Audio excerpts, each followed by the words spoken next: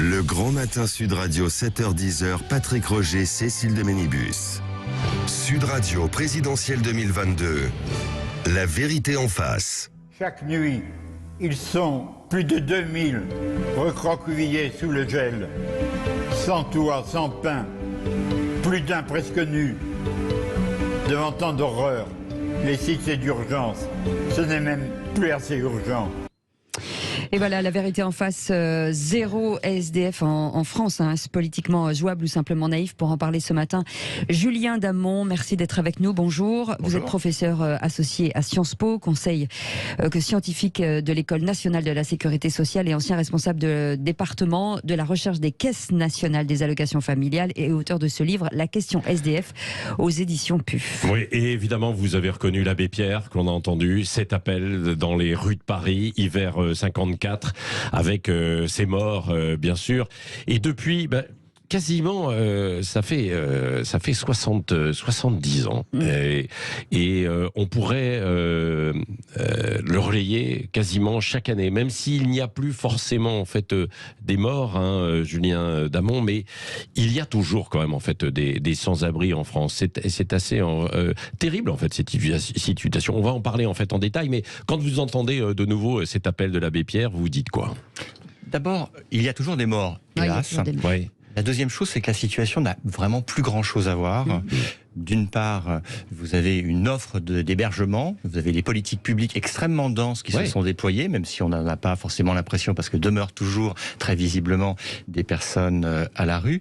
Et deuxième chose, les sans-abri n'ont absolument plus le même profil. Vous avez les questions de choc migratoire qui ont complètement transformé la population à la rue. Ceci dit, il y a plein d'actualités dans l'appel à l'insurrection de l'abbé Pierre, parce que ça retentit tous en nous. On trouve absolument scandaleux que des gens soient à la rue. Oui, complètement.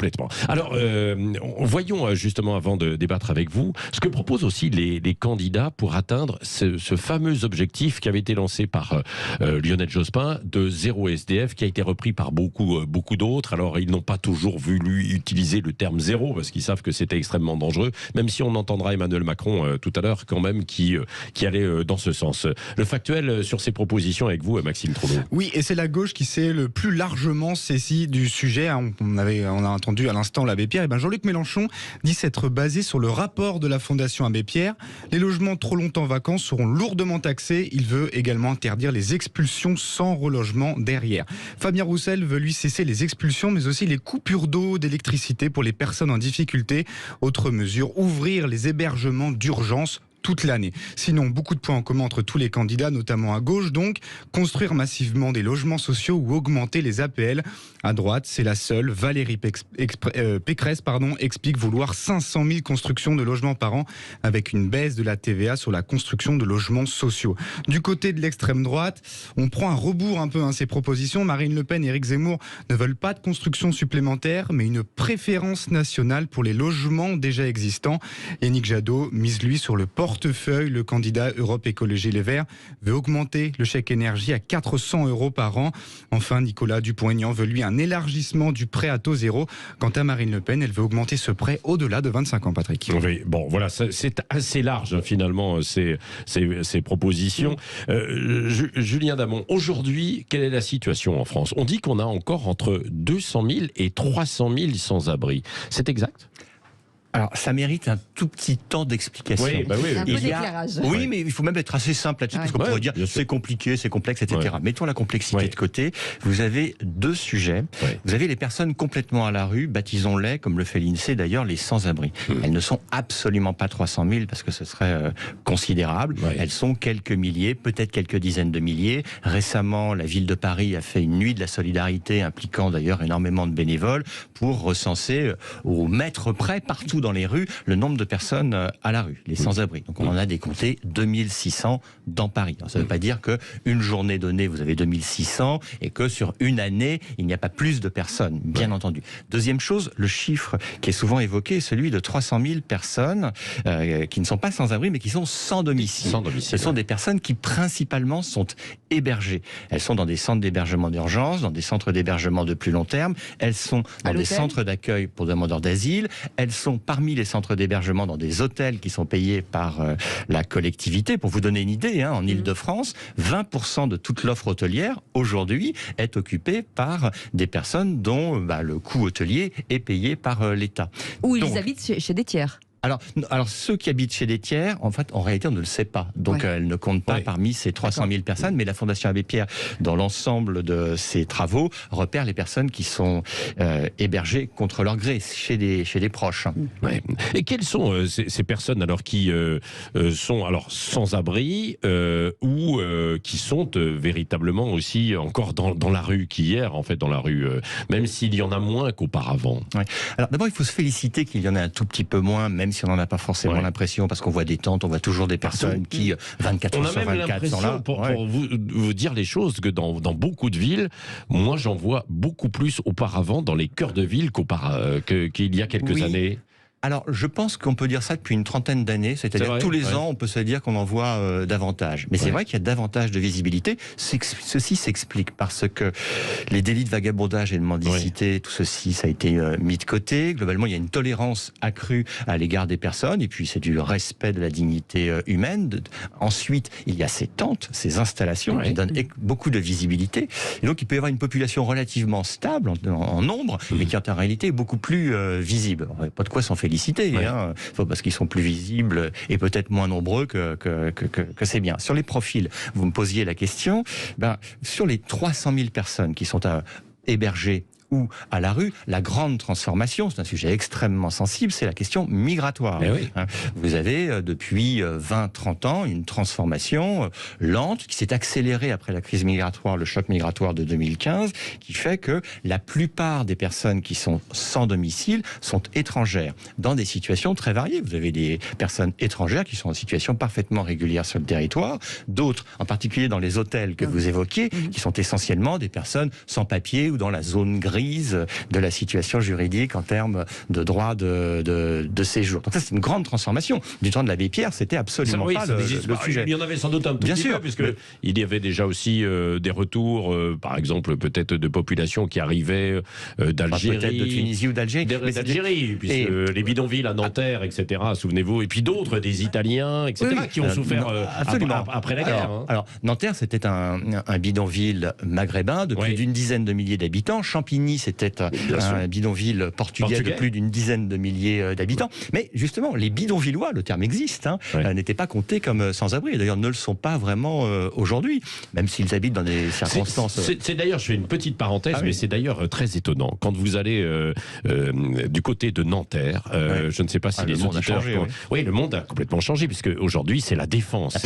C'est ce quartier, en fait, assez incroyable, où il y avait des bidonvilles, mais au pied de ces tours ultra modernes, juste derrière, là où il y a encore des chantiers. Aujourd'hui, il y a toujours en fait des baraquements de fortune en fait comme ça qui sont revenus en fait dans ce quartier. Alors, pas du tout avec la même étendue, bien sûr. Je répète, il pourrait y avoir eu une dizaine de milliers de personnes à chaque soirée dans le bidonville de Nanterre. Mais c'est vrai que si vous faites un petit tour sur Internet, vous mettez bidonville Nanterre, immédiatement vous avez des photos très étonnantes. Vous voyez des bidonvilles qui ressemblent à des images que l'on a d'un tiers-monde contemporain, avec le CNIT, qui est le premier établissement. Qui est juste à côté. Exactement, qui est le premier élément avant que les tours se dressent à la Défense. Pour revenir sur le zéro SDF que certains engagent depuis des années, là, Jean-Luc Mélenchon en parlait. Est-ce que c'est pas utopique, sachant qu'on ne peut pas prévoir ni les crises migratoires, ni les problèmes familiaux, ni les licenciements? Est-ce que c'est possible? Alors, moi, je pense que c'est ambitieux, mais que c'est réaliste. Alors, je m'explique. C'est vrai que du point de vue politique, on a eu Lionel Jospin. Auparavant, avant lui, vous aviez Laurent Fabius, qui copiait Tony Blair. Enfin, pas mal de monde s'y est mis. Si on veut plonger dans l'histoire, vous avez Louis-Napoléon Bonaparte, c'est chic que d'en parler, qui en 1848 fait un mémoire qui s'appelle Extinction du paupérisme. Donc, le fait de vouloir mettre fin à la pauvreté et à ses formes extrêmes, c'est quelque chose d'assez commun dans l'histoire de France. Je précise que ce sont aussi des engagements internationaux que la France a pris. compris. L'ONU, exactement, les objectifs de développement durable, le premier d'entre eux, c'est de mettre fin à l'extrême pauvreté. Donc je trouve que dans le débat français, lorsqu'on dit zéro SDF, gna gna, c'est pas possible, c'est pas bien, mais c'est quand même un environnement juridique et politique qui est ancien, de gauche et de droite. Alors concrètement, qu'est-ce que ça veut vouloir dire? Si on veut qu'il n'y ait absolument personne qui dorme dehors, il faut un régime liberticide qui empêche chaque soir les personnes de dormir dehors. Maintenant, si on met de côté cette option liberticide, vous avez des progrès à faire, puisque demeurent toujours des situations absolument indignes. Alors ces progrès peuvent être alimentés de l'ensemble des propositions qui sont évoquées, qui ne sont pas forcément toujours très neuves. On réquisitionne un peu par là, on veut construire davantage, et ça c'est très important, etc., etc., etc. Ceci dit, si on veut avancer sur le sujet de la prise en charge des sans-abri, ceux complètement à la rue, se posent deux questions majeures qui sont jamais trop évoquées. La première question, c'est le sujet des sans-papiers. Il y a des gens qu'il faut régulariser et d'autres qu'il faut expulser. Tout le reste, c'est presque de la littérature dans cette affaire. Je force le trait comme ça passe bien. Et le deuxième sujet, c'est que vous pouvez avoir le plus beau droit au logement opposable, tel qu'il est inscrit dans les textes, et qui marcherait véritablement. Si vous avez des gens qui refusent la prise en charge, ou pour lesquels les logements ne sont pas adaptés, ils seront toujours dehors. Donc vous mettez des sous dans la machine, et vous avez des budgets qui n'ont jamais été aussi élevés en matière d'hébergement aujourd'hui. Vous pouvez continuer, mais si des gens ne sont pas d'accord pour oui, parce qu'il y a tous les bailleurs sociaux, il y a plein de gens en face qui refusent. Au-delà des bailleurs, vous avez plein de monde, les assos, etc. Oui, quelles sont justement alors ces solutions? On va essayer de les développer ensemble. Encore, nous sommes ensemble pendant un quart d'heure. Julien Damon, auteur de, je le rappelle, de la question SDF, de ce que sais-je. Enfin, non, c'est pas un que sais-je, mais c'est une thèse. Voilà, mais c'est très bien les que sais-je aussi. Voilà, ça ressemble en fait à un que sais-je. C'est aux éditions. En plus gros. En plus gros. Et qu'est-ce que vous en pensez, vous? Est-ce que vous avez des solutions? Est-ce que vous avez des idées? Vous pouvez nous appeler 0826 300 300. On en reparle dans un instant. Zéro SDF, est-ce que c'est possible ou ça c'était une idiotie de prononcer cette phrase il y a quelques années? Le Grand Matin Sud Radio 7h-10h, Patrick Roger, Cécile de Ménibus. Sud Radio présidentielle 2022.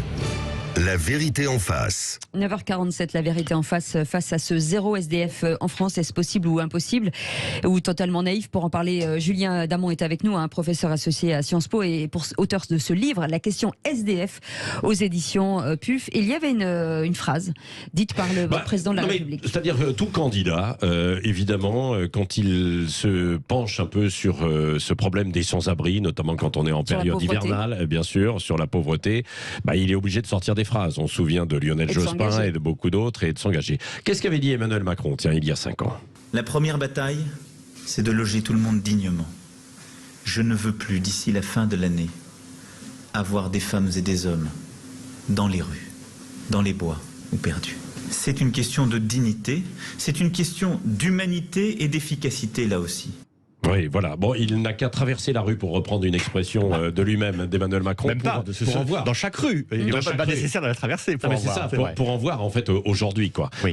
Alors, ce que vous disiez tout à l'heure, c'est que... Alors, il y a eu des difficultés de personnes, et il y a toujours, d'ailleurs, qui n'arrivent pas... et peut-être que ça va de nouveau exploser.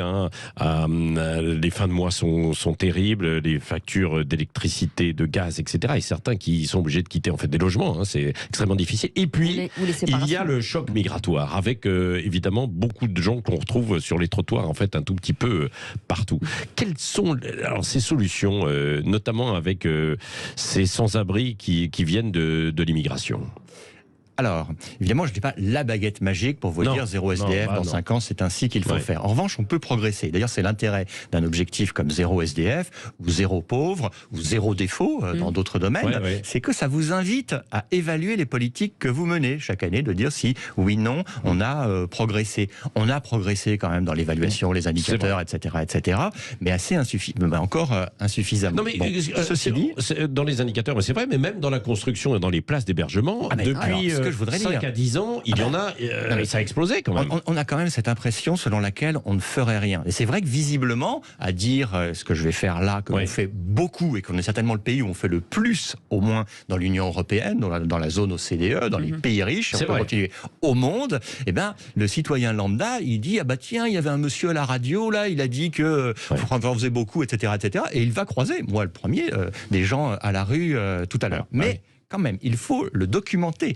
Vous aviez dans les années 80 0 € de dépenses de l'État sur l'hébergement, pour aller vite. Aujourd'hui, on est à près de 4 milliards d'euros. Alors, quand on envoie des grands chiffres comme ça veut trop rien dire, mais 4 milliards d'euros, ça correspond au quart de la dépense de la totalité des allocations logement. C'est plus que le budget du CNRS. Grosso modo, c'est pas loin de 150 000 places d'hébergement d'urgence, quoi. Alors, aujourd'hui, vous avez près de 200 000 places d'hébergement généraliste pour tout le monde, si vous voulez, auxquelles on doit ajouter une centaine de milliers de places pour les demandeurs d'asile. À l'intérieur, vous avez des hôtels, certains de qualité d'ailleurs, d'autres tenus par les hôtels.